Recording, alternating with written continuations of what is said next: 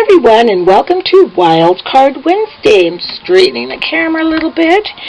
This week, my girlfriend, I have known her since I was 10 years old, and I'm 62, so 52 years.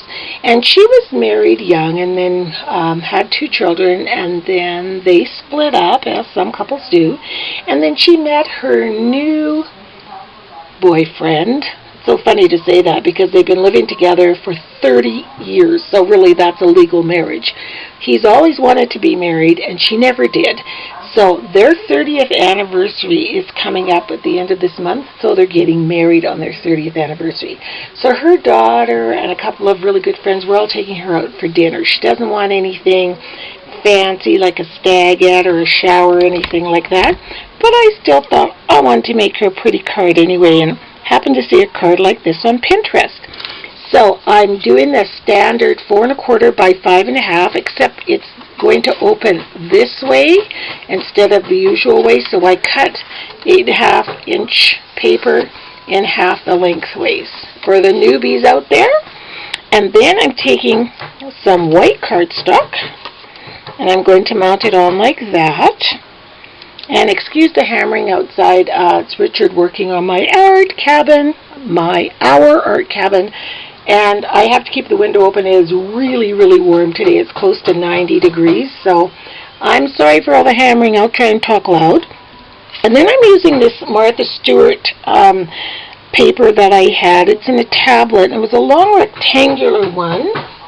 Those punch pads, and they're really, really long, so I'm using this piece here. I cut out the sewing, I think it's called Sewing Notes from Tim Holtz, the die cuts. I cut one out in cream and one out in white.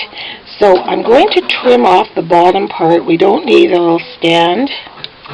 And I'm going to trim off that little knobby thing just so it looks like the top of her neck.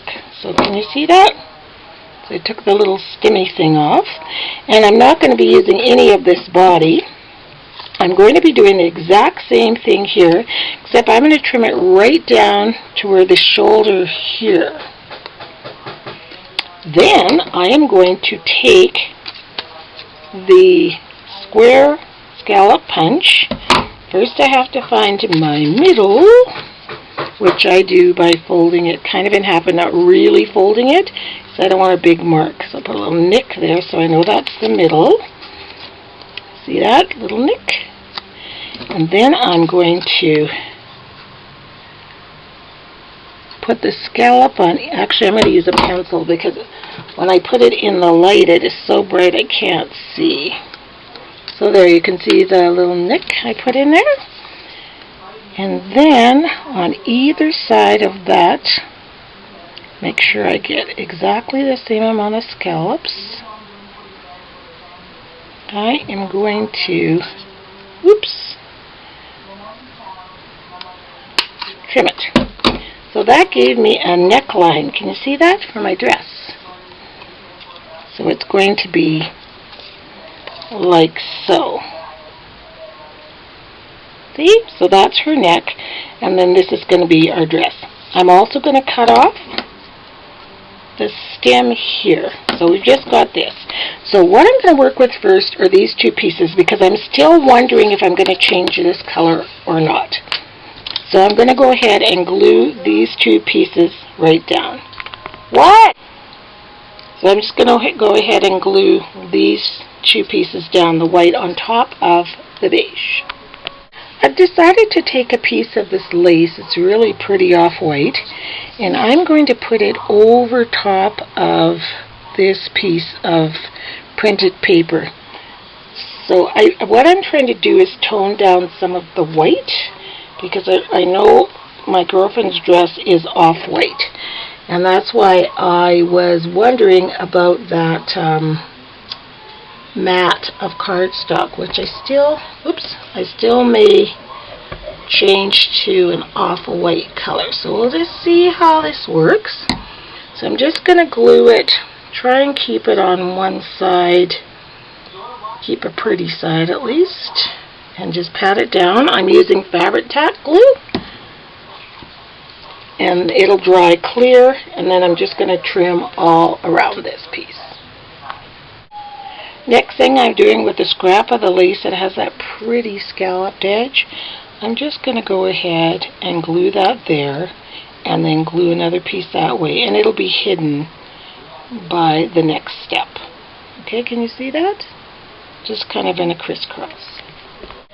So this is what it looks like with the little crisscross, and all this at the bottom is going to be covered up with ribbon roses. I'm going to make a dress, the skirt of the dress, out of these little roses. So I'm going to start right here at the waist with 2.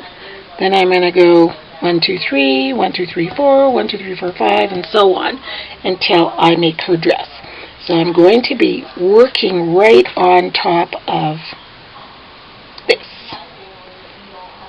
So I'm going to glue it down first, and then I'm going to start creating my dress. And I have decided to change the back to, I'll probably use, I think there's a nice light creamy beige in here. And if I can find one, I will switch it up, or I'll just go and get some from my other cardstock. Even this side, I just want it more off-white as opposed to white. Okay? So here's my finished card. Unfortunately, my battery went, I thought it was charged, but it wasn't, and it died before I could finish. So this is how I glued the little ribbon roses down, 2, 3, 4, and then 5. And then, if you can see, I put a little string of pearls around her neck, and that lace just looks so pretty. And I'm really glad I changed that beige, even though it's just such a little subtle change, but I like it. Then on the inside, I just put the beige mat, and I corner rounded it, put 3 of those little roses, and then on white cardstock, I stamped congratulations. So I think my friend will love it. I know I do. I think it's so pretty.